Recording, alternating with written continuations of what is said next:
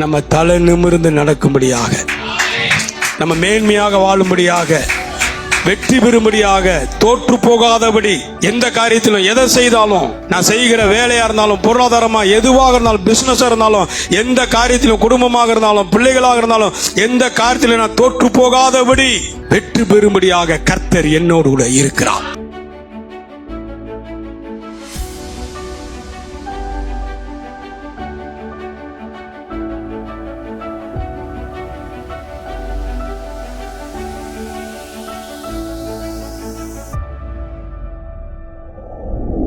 ஏசாயா புஸ்தகம் 54, ஏசாயா 54 15 வாசிங்க.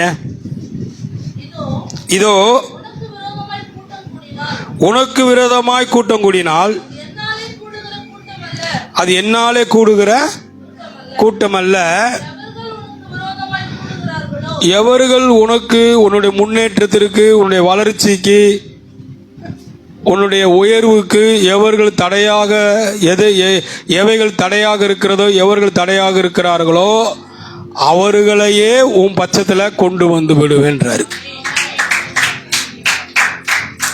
கொண்டு வந்துருவாரா? எத்தனை பேர் விசுவாசிக்கிறீங்க? ஒரு ஆமென் நல்ல சத்தமா சொல்லுங்க, நல்ல சத்தமா சொல்லுங்க. அல்லேலூயா. அப்ப உனக்கு விரோதமாய் கூடுகிற கூட்டம் அது கர்த்தரால வருகிற கூட்டம் அல்ல. சில நேரம் நம்ம தவறா சொல்லிடுறோம்ல, கர்த்தருக்கு சித்தங்க, கர்த்தருக்கு சித்தமானது அது நடக்கட்டுங்க. கர்த்தர் ஒருவேளை அனுமதிச்சிருப்பாருங்க, கர்த்தர் ஒருவேளை இதெல்லாம் என்ன பண்ணிருப்பாரு, செஞ்சிருப்பாருங்க. நான் சொல்றேங்க, கர்த்தர் அனுமதிக்கல. கர்த்தர் ஒரு தீமை அனுமதிக்கிறவர். வேதத்தை நல்லா வாசிங்க. நீங்க வேதத்தை கற்றுக்கொள்ளுங்க. நான் சொல்றேன், வேதத்தை கற்றுக்கொள்ளுங்க, வேதத்தை நல்லா வாசிங்க. வேதம் ஒரு அற்புத புதைபொருள். ஆமே. வேதம் என் வாழ்க்கைக்கு வெளிச்சம், வேதம் என்னுடைய உயர்வுக்கு வழிகாட்டி. ஆமே. வேதம் தான் எல்லாவற்றுக்கும் எல்லாமாக இருக்கிறது.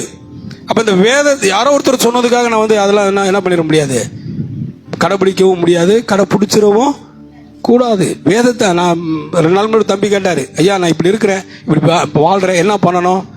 நான் சொன்ன வசனத்தை நல்லா என்ன பண்ண, அறிக்கையிடு, வசனத்தை பேசு, வசனத்தை கற்றுக்கொள்ளு. சில காரியங்கள் என்ன பண்ண, ஏன்னா நீ ஒரு இடத்துல அவமானப்பட்டேன்னா, நீ ஒரு இடத்துல ஏழையா வாழுகிறப்ப, நீ ஒரு இடத்துல தலை குனிச்சு இருக்கிறப்ப, நீ ஒரு இடத்துல வெக்கப்படுறப்ப, வேலையில வெற்றி இல்லாம, முன்னேற்றம் இல்லாம, பொருளாதாரத்துல வெற்றி இல்லாம, முன்னேற்றம் இல்லாம, வீடு இல்லாம, நல்ல வசதி வாய்ப்புகள் இல்லாம, எதுவுமே இல்லாம நீ வாழுகிறப்ப அது ஒன்னே பாதிக்காது, உனக்குள்ள இருக்கிற தேவ ஆவியானவரை, தேவனை பாதிக்காது. அப்ப கர்த்தர் என்ன சொல்றாருன்னா, பராக்கிரமசாலியே கர்த்தர் உன்னோடு கூட, சொல்லுங்க, கர்த்தர் உன்னோடு கூட. பக்கத்துல சொல்ல, கர்த்தர் உன்னோடு கூட சொல்லுங்கம்மா, கர்த்தர் உன்னோடு கூட இருக்கிறார். எதற்காக?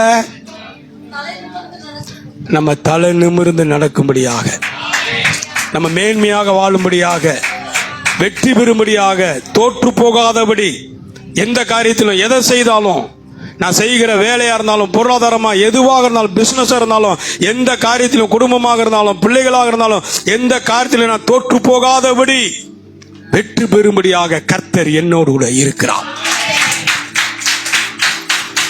கரங்களை தட்டுவோம். ஆமே. விசுவாசிக்கிறீங்களா? நம்புறீங்களாங்க? சொல்லுங்க, என்னோடு கூட கர்த்தர் இருக்கிறாரு.